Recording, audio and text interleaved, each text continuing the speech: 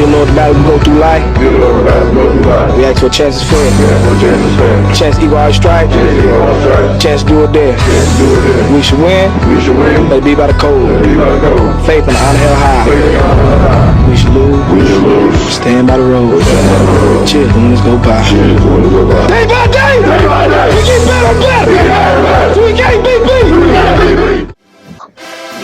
It is a somber fucking day in Omaha. You guys can't see it right now, but it's really cloudy. It's really cool. It's great football weather. As you can see, we're missing the box. But hey, we got a replacement. We got a wine glass for Nico's thinny ass. It's alright. He'll be back soon. Get better, my dude. But for right now, you see you got your boy Lou Hall in the building. And we got your boy... I'm back, Ron Rivero. Sorry about the no-show last week. Well, you want to know what? If you guys are on air, you would have seen that he put up some live videos while he was at the game and stuff like that. So if you guys aren't following us on air, or if you haven't fanned us on air yet, go fan us on air, because that is how you get those exclusive videos of the Nebraska games when we do attend them this year. So with that being said, what are we here for right now? We are here for some fucking Spartans right now. Sparta! Motherfuckers! We're going to be talking about Michigan State game. We're going to, where's it at? Where's Michigan State located? East Lansing. East Lansing, right by the fucking lake. But it's over there. It's by a lake. That's all I know. Guess what? There's going to be a lot of fucking fog in the game. It's going to be a spooky game, in my opinion. So... let's get right down to the spookiness. Who do we think for Nebraska is going to break out this game? I'm going to go with our running back, keep it the freshman, Emmett Johnson. Ooh. He seems like he's been doing pretty good lately, just helping out, filling in from our injuries. I know Anthony Grant. I hope he comes back and stops fumbling, but we just need the true freshman just to show up and stand out. So I think he's about to break out tomorrow since Michigan State, I don't even know. They lost 6 in a row, so no clue what they're doing there. But hopefully we can make it 7 in a row. You fucking right. No, I agree with that. Emmett may be a freshman, but he's running like an NFL ready running back already, in the sense of when he hits that gap, like you can tell him premeditate where he's going to go and then make his decision on how he's going to hit that hole or how he's going to hit that seam. And it's just off to the races at that point. So I think, if you're doing that as an 18, 19-year-old already, the only thing that you have to learn at this point is just, patience. But, you can't learn that until you get a better O-line. So, no, that's a good pick, definitely. I think he's definitely going to have over 100 yards this game. So yeah, that's what I have. So then we're going to go to his Robin, or is he Batman and he's Robin? I don't know. But we're going to go to his Batman and Robin pick of that, which was going to be Harburg. He is going to be running with Emmett like Emmett ran with Dallas, but Troy Aikman didn't run. So I don't know who's a good comparison. Like Vic ran with Mike Emo and Cedric, whatever the hell his name was. For is it Allstott? No, that's my bad. Cedric Humes, there you go, that's his name. Cedric Humes and Mike Emo for VTech. Who remembers those names from back then? But that VTech option with those 3 dudes, deadly. And I feel like Nebraska's got kind of the same thing with this court. He ain't got the arm like Michael Vick, but footwork wise and hitting that hole wise, Harburg is ready for that action. He put his head down and run with the best of them. I don't know if you've seen during the Purdue game, he got a pretty good knock, and he popped right back up. Woo! He was awake at that point. So that's what he signed up for. Right. He knew he was gonna get hit. Right. I'm glad he didn't complain or whatever. Right. He's a gamer, man. So I think just seeing that fire in him, and I think it's only going to get better. Like it's only going to get more. The fire is only going to build up more. So yeah, I'm definitely seeing Emmett and Harburg doing their thing all over the Spartans this week for sure. So then I guess with that, what stat do you think is going to break out amongst Nebraska? I'd say running, but I'm going to go with on the defensive side. I like how he played last week, and I hope we keep that up. So I don't want to say it because I know it's not going to happen, but obviously we'll get the Big Mac sack, go to your local McDonald's after, but I think we're going to get the shutout. I hate to speak it to existence, but the way we played last week, we shouldn't have allowed those 2 touchdowns. But I know it's not going to happen, but knowing the defense, I feel like our black shirts can step up in an away game and just shut down the crowd, if there is a crowd. And they said it wasn't going to be a very big crowd, and they said it was going to be shitty weather, and in my opinion, that is a recipe for a defense to shit, because you have everything on your side, from that mist making the ball more slippery, to the fog making it harder to see the ball when you're throwing it and shit like that, to just the cold weather making your nerves a little bit more awake when you're hitting people and whatnot. So, you know, I don't know about a shutout just yet for Nebraska. I don't think their defense is that stout just yet to be like, oh yeah, you're not scoring on us all game. But if there was a team to do it against for the rest of the season, this would be the team to do it against, 100%. Damn right. I hope we can. Right. So, we don't let them ball out, but the conditions are there for it to happen. But I mean, I put it on 3 to 6 points, and you know Nebraska, they'll fucking give up a damn safety. So let's say anywhere between 3 to 6 points. I leave it up to 4, 7 to 2 or something. Right. Right. Leave it up between 2 and 6. That's how Michigan is going to score. They're going to fuck up a couple of times. They give up big plays still. So they're still working, though. But that's good, though. At least they're not, reeling at this point at defense. Like, you don't want that as a defense. Like, they're coming out and they're being the aggressors when they first get on the field, and they're hitting the helmets. They're again they're not being the victim anymore. And I think Matt Rule's speech where he called them losers, I really think that hurt their feelings a lot. They got hurt in a good way. Yeah, seriously. And I thought it was going to be in a bad way, but no, they've actually responded to that speech really well. And shit, they're playing good football as of now. So I mean, it can only keep going right now, right? Mm-hmm. We'll see. So then my breakout stat is the same one I picked last week. I think we're going to have 200 plus yards of rushing. I think with the committee of people who are there, it's just going to get diced up perfectly to where, Harburg is going to have 80 to 100. Emmett is going to have 80 to 100. Grant sneaks in 50 to 70. And then you just have the receivers doing their little run pops and sweeps and stuff like that. If this offense progresses next week, I may put them down for 300 yards, because if they can run some more flares and more sweeps and stuff like that and, keep running hard, I think that we can get to that point of being a 300-yard offense. And that would actually be really, really good for Nebraska. Yeah, and I want us to start passing better, but that ain't going to happen. I wouldn't even say passing better. I would just say passing at the right time.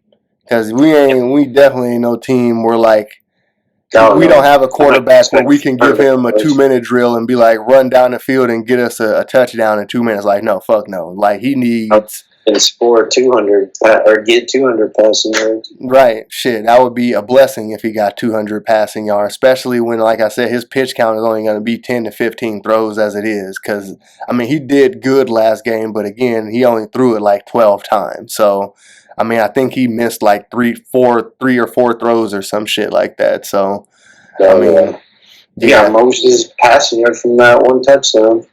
Pretty much. So it's and also on top of that, he could have had more, because there were receivers that dropped balls. There were a couple where he underthrew it. There were a couple where he overthrew it. And I think that was just jitters of just running those plays for the first time. So I think now that he's a little bit more comfortable, he's seen them in live action and stuff like that, I think he'll make better use of those 10 to 15 throws now. And I'll say 150 easy this game for sure. I'll say that. I ain't gonna say 200 just yet, but 150 and at least a touchdown. We'll talk about his situations soon. So then that brings us over to the no-shows. Who do you think is gonna not show up for this damn game? Michigan or Nebraska. You can pick either one of these fuckers for this shit. I'm gonna go with Michigan State. Last week I said the kicker wouldn't show up, and you proved me wrong. Maybe I should stick with that. Alvano, you might get the sponsorship. You keep kicking 50-yard field goals. Get them half-eaten on Bilardo burrito. Oh, here it is. Put it in the mail. Take a bite. All right, this is a signature. Bite of approval. I guess since I stuck with my stats on defense, I'm gonna go with the offense for Michigan State. I don't know who their quarterback is. I think they keep switching in and out with Kim, and don't know who the backup is or who the starter is. Don't know who they are, but I think they're gonna get timid, just sack galore, and then just not establish a run game or pass game, and hopefully we can just keep bum rushing or what is it? Keep hurrying the quarterback to throw picks. So I think Hauser. Yeah, that's the other guy. Hauser started last week. They're all freshmen, so we'll see what happens. But I don't think whoever they put there at quarterback, none of them are going to show out or show up. Nope. Without Mel there to teach them how to finger bang to the end of the night, yeah, it's not going to happen. Mel was the juice behind that offense, in my opinion. Like, he was the rough and tough, run it this way or run it that way, put your head down, do this. And I think the coach now is just like a cardboard cutout of some white guy on the field at this point. At least I think he's white. I don't know. I ain't seen it yet. He could be black. I don't know. It's a cardboard cutout of somebody at this point. They're just trying to get to the end point of this so that they can actually not pay Mel Tucker. But that's a Michigan State podcast. I'm going to leave that to them to explain that shit. That's what I think is happening, is that they promised him a big-ass contract, and once they figured out that they wasn't going to have the money to back that contract, they were like, we need to figure out a way to get out from under this contract. And, yeah, they just had to find some way so that, read his emails. Well, who he emailing? Oh, he emailing GAs. Oh, well, he emailing the GAs. Oh, he talking sexually seductive stuff with the GAs. Oh, did they ever meet? Yeah, they met. And then, at that point, it's just interviewing both of them. Did you guys do something? Yep, we did it. Blah, blah, blah. They admitted to it. And, they go on with the way that they're going on. So, this is going to come back to bite them in the ass. It is already, because they're having a bad season as it is without him. So, yeah, it's probably only going to get worse for them. I guess the big question is, who's going to get it worse, Michigan or Michigan State from the NCAA, right? Oh, yeah, fuck. We should have won that game. No. Right, they stole all Matt Rule's 2 signals. No. His scouts came back, sir, we didn't need to go scout them. He's literally got 1 and 2 signals, and the signals are literally 1 and 2. It was just like this. Right. Run the second play. Run the first play. Your game back and forth. They won't know what they're watching. Right. Shit. Matt Rule thought he had a trick till Jim pulled that shit out. So it's like, yeah, I agree with that. That offense is just, again, they're playing to lose at this point. And I don't know if they ain't playing for no recruit. I'd say they're tanking, but you can't tank it.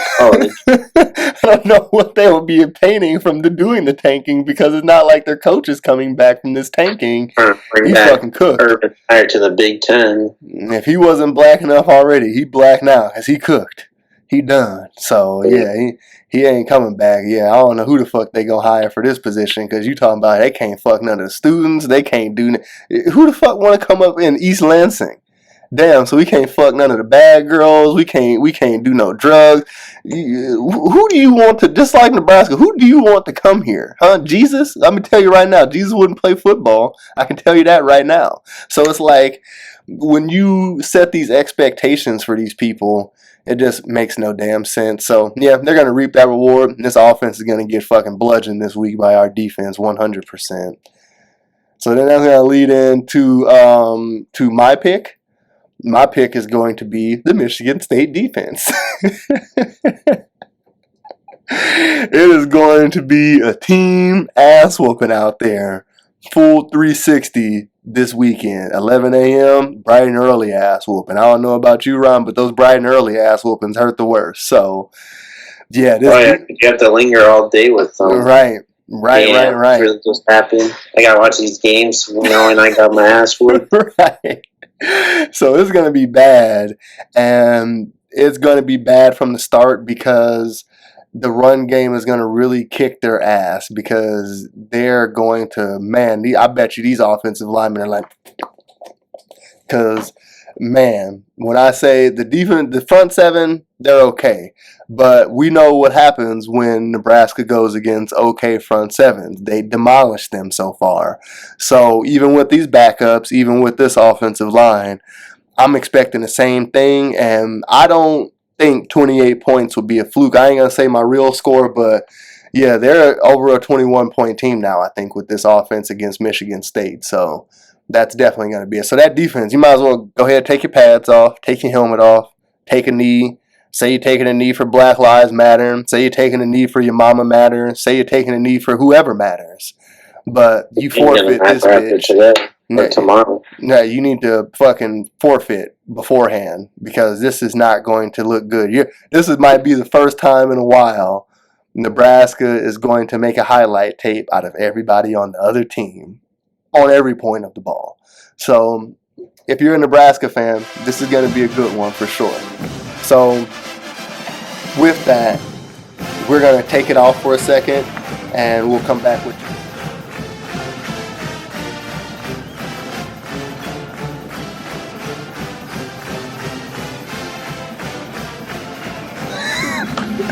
We're back, everybody. We got street racers outside, and we got in-game predictions coming at your ass right now. So, for right now, what we're going to do is we're just going to talk about what we think needs to change to keep this Nebraska win consistent and happening again this week. So, Rivera, what do you think we need to change as a team whole, or, whatever side, special teams, offense, defense, what needs to change to keep this streak going? I think we know. The limited turnovers. We can't. I mean, luckily we've been winning because our defense been holding us back or holding us forward. But just, I know it gets cold or whatever it is, or not even that cold. We lead the nation in fumbles lost, so that ain't pretty. Don't want to be number one in that aspect, but just need to do that. Hopefully we can have a turnover-free game. And with the defense, just keep on, stay disciplined. I know last week we were up a lot and we just let them have 2 touchdowns, but let's keep the shutout streak going or alive or happening. I'm not even going to say that they let 2 touchdowns happen. I think they just got a little bit too giddy with some of the players. Like they started bumping and pressing. They started hand fighting and jousting a lot more. The corners did. They started blitzing a lot more. So I think the blitzing was okay because it wasn't bad blitzing. It was good blitzing to a point. But again, just keeping your players' heads on tight. Like, okay, dude, I know we're blowing them out. I know we're doing this, but like play right, play strong, and don't give up the big play. At the end of the day, if you give up a play, don't let it be behind you. Let it be in front of you so you can at least be able to do something about it. So, no, yeah, I agree with that. And that's kind of going to go into my change is that we need to make sure that the way we I don't think we can have a turnover-free game right now, but we just need to change the way we turn over the ball. So, like, fumbling it on snap plays, fumbling it on, running with the damn ball not the right way. Like, at this point, the coaches should have been, the ball is going to be slippery. It's going to lose its grip because it's cold outside. It's also going to be wet and misty and shit like that.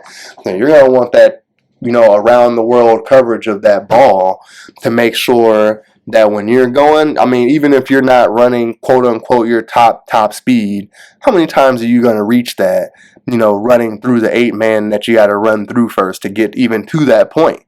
You're more than likely you're not. So wrap the ball up, make sure you get to the points that you need to get to, and then also, again, just no dumb turnovers. I can understand trying to make a pass play, thinking you're reading something right, and throwing an interception. Hey, that's kind of like a bad punt, depending on where you throw that interception at. But when you're fumbling snaps, when you fumbling handoffs, when you fucking up just, being able to pitch the ball right and shit like that, that's just menial stuff that just doesn't need to happen anymore for this offense. So hopefully they worked on that this week in practice, holding on to the ball, no stupid turnovers. That is the key thing. You know, some turnovers are inevitable depending on the plays you run, but no stupid turnovers that we could avoid. Definitely. Don't throw a turnover the first play of the game. That's all I ask. We seem to be pretty good at that, but we don't need that. Man, yeah, that's not the way we want to go into playing the last 3 teams that we have left. Is, you know, turning the ball over stupidly, because, you know, they'll pounce on that shit 100% with the teams we have coming up. So, yeah, and I mean, yeah, that leads right in to my score prediction, is that, you know, if we don't have those turnover woes, I think we can hold them to a 1 touchdown. So I know the last one I said 28. I'm going to give you my real score. I think the real score is going to be 35-7. I think we're going to be able to put above 35 points this week, but I think we're going to make one mistake. I don't know if it's going to be being lazy or a miscommunication, but Michigan State will be rewarded with a touchdown. So I'm going to give it a 35-7 for this game. What are you thinking? Damn, you must be stealing my notes. I gotta stay with this shutout, what I just said earlier, so I'm gonna go with Huskers 35-0. So hopefully we get a pick 6 in there, but it could happen. We'll see. We just gotta stay disciplined, which we have been. I guess keep getting called losers so we can motivate ourselves.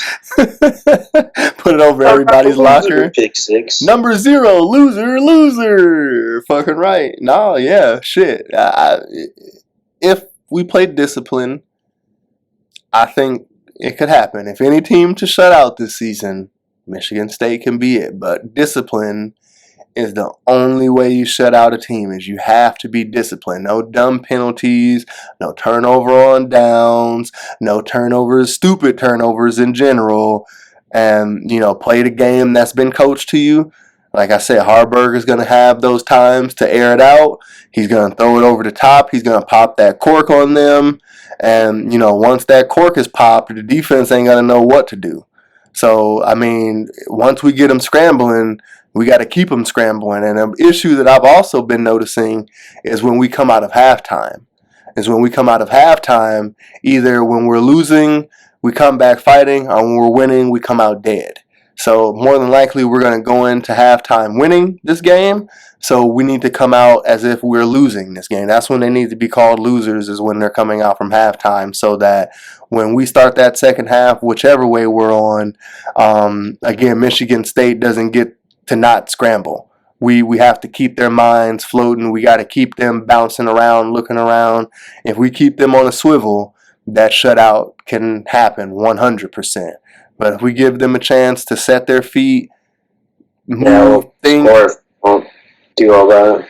Right, they're gonna at least get one, because like they're gonna just figure it out by the end of the game, just kind of how Purdue did. Purdue kind of just figured out what our defense was and wasn't doing, but by that point it was already too late. They weren't going to come back, but they did show that they could score on us once they figured out what we were doing. So, I mean, it took them a little while, and Michigan State, it may take them a little bit longer, aka it may take them all the way to the end of the game, because they don't have any coaches as of now, other than like the coordinators and stuff. So like everything is in shambles. Like they're already scrambling coming into the game. Like, what did you say? This is their 6th straight loss or some shit?